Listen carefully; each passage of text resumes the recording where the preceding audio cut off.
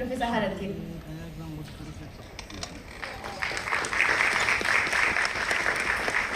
Thank you, Professor.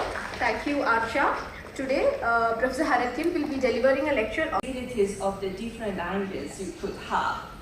Okay, I'm now addressing the researchers or those who are thinking about what to investigate, what to analyze, what to start thinking about, what psychology. I'm focusing on Seligman's positive psychology. I need to formally thank the organizers, this beautiful lady, and everyone who were collaborating, working hard to make this two-day seminar be okay. It was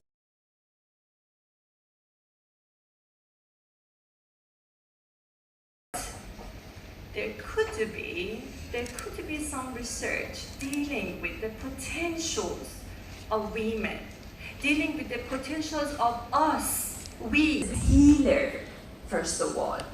So we need a healer here. If I come here and you start talking that this is scientifically fine, thank you so much, you're helping us in some ways. But surely at this time of so much agony, anguish, pain, that the whole world is going that you're doing a research. But remember what kind of research you're doing that can heal, that can be a healer to the pains your readers would have. The previous presenter, he said something about the power of what? He said the power of money. And now I want to tell you something about the power of language. This language. No use when you are working about discourse, but you have ignored the discourse at home. The psyche that you could affect with this language, with this power of discourse. It's not only saying that, look at the government or the different, for how it is institutionalized, or how, for example, they control us, how they regulate us. In different circumstances, when you are driving and it is traffic jam, just honking, all the time honking, and then using some bad words, some swear words. Are you really aware of this power of discourse? Our research keeps saying that, look at the colonizers. So how about us, the colonized? What are our problems? Everything comes from outside, the other. Actually, the colonized are using them as the other. Look at yourself, look at us, look at we are. I remember I had a client, I was working in a clinic. My method in the clinics is cognitive therapy, or sometimes CBT, cognitive behavioral therapy. Because when you change the belief system, the beliefs, the minds, the thoughts, then you can see the change in behavior, then you can see the change in attitudes toward everything. There should be a shift. I wrote it last night. So is Dr. Marx here? So I sent the PPT file, the revised PPT file to Dr. Marx. Dr. Marx, I changed it a bit because yesterday when I was having a look at the papers that the students were presenting, I said, oh my God, everything is about just colonialism, post-colonialism, feminism. So I thought about it and then I wrote it here. There should be a shift from others to me, to us now. And it should be time for self-awareness, time for self-discovery. Who am I? And what are the weak and strong points? Time for self-evaluation. So this is the time that we need to focus on self-improvement, self-empowerment, and moving up the ladder to authentic happiness, as I said. This is one of the Seligman's book. I love the idea of authentic happiness. I have traveled a lot. I'm not very old, but I have traveled a lot. This traveling was a blessing, but I don't want to say that it was easy path or very smooth, not at all. I really had troubles in different circumstances. Not easy, mindfulness, yoga, like generosity and giving things away to other people. There are many different ways to achieve it. How long you need to go further in order to get to that place. And this is the way that you can get it through studying and reading and reading. So literature is teaching us how to interpret, how to see the word, how to use language to communicate, how to empower yourself and others, and how to grow.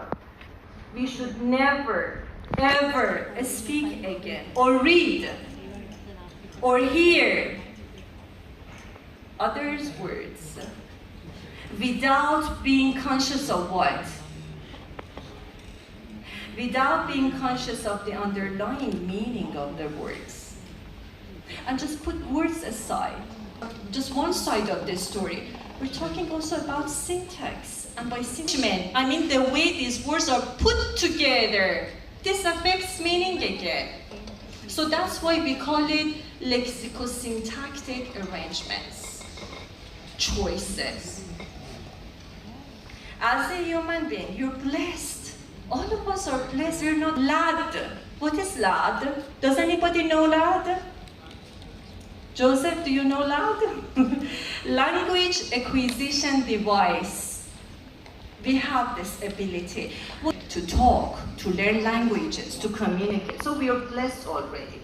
But now, these are us to learn how to talk, how to write. Please read your message again before sending it. Another person on the other side is reading your message. How are you writing it? They don't think as you do. So consider different things and then click send and send it. You see what I'm trying to say? This is about discourse. But it's not only about discourse in media, discourse in historical books, discourse in the political text, the way Trump talked, the way Barack Obama talked, that person, Pope or so. This is about us. Discourse at home, discourse with colleagues. Say what I needed to say. I felt this necessity to talk to you about the shifts. We try to look at everything on the bright side. We want to say that, oh yes, life is good. But this is it. This is the way that he is describing it so fantastically simple. He said that our lives have already become a desert. We need to irrigate it with water. So endurance, the whole life was the life of patience and endurance. That's why I highlighted it. That's the choice. The pain here. She has struggled, the word struggle, between what? Between an overwhelming desire. Not desire, overwhelming desire. These adjectives, these epithets, these words, these modifiers modify the word, describe the word. So we're not talking about desire, we're talking about overwhelming desire, that one would kill the other. We have the word kill the other.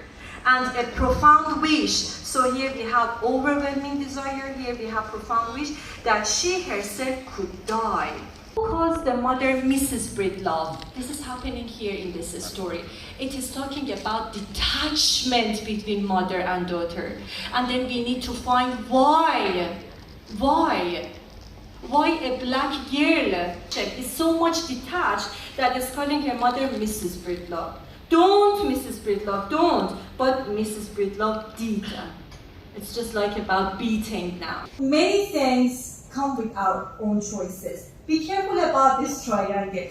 Thoughts, emotion, behavior, and language is behavior. I just wanted to say that when we're talking about language as discourse, discourse is a behavior. But surely at this time of so much agony, anguish, pain that the whole world is going through,